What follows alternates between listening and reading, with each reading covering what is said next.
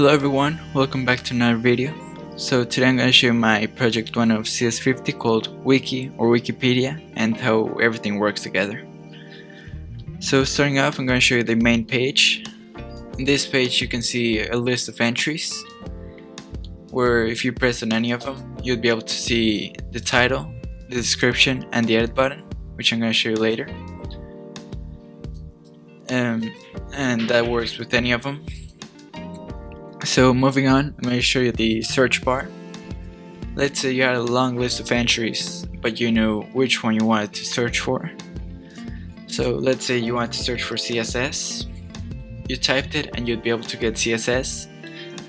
But if you forgot the name, except for the first two letters, so like in Python PY, you could just type PY and you'd be able to get that and enter it.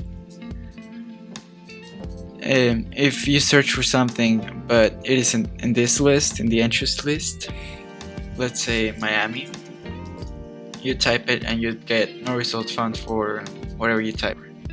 Click here to go home and you'd go home.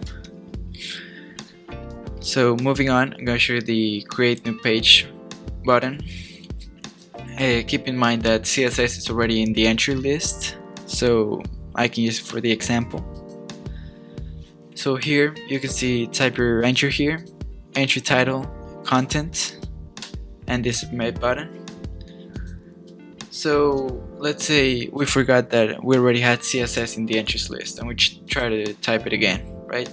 We type entry title CSS and then any content. If we press submit, it will show this entry already exists. To view it or edit it, click here or change the entry name. This means that I either have to change the name of this or I have to change the already existing CSS page, but we don't want to do that. So let's say we messed up and instead of CSS I meant to say JavaScript, so we try to add JavaScript, which doesn't exist. We added the content and press submit. We get the title, the description and the edit button. So let's say when I added the JavaScript button I didn't like the last sentence, so I can just come here to the edit page, erase what I want or add what I want and press submit. As you can see, it has changed, and in the main page the JavaScript term by itself is already added, so you can just come here again and edit it when you want.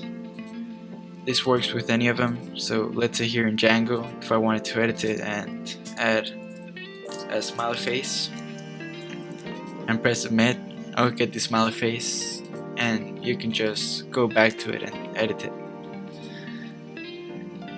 Last but not least, I'm going to show you the random page button. As you would expect, this is a randomizer. It chooses any of these terms and displays it to you. So if we were to click it, we'll just get a random page. In this case we got CSS, HTML, CSS again, Git, Python, and obviously as you add more terms, you'd have a chance of getting that term displayed when you press the random page button. And yeah, that's basically it. If you have any questions, just type them in the comments. I appreciate all the support and have a good one. Bye.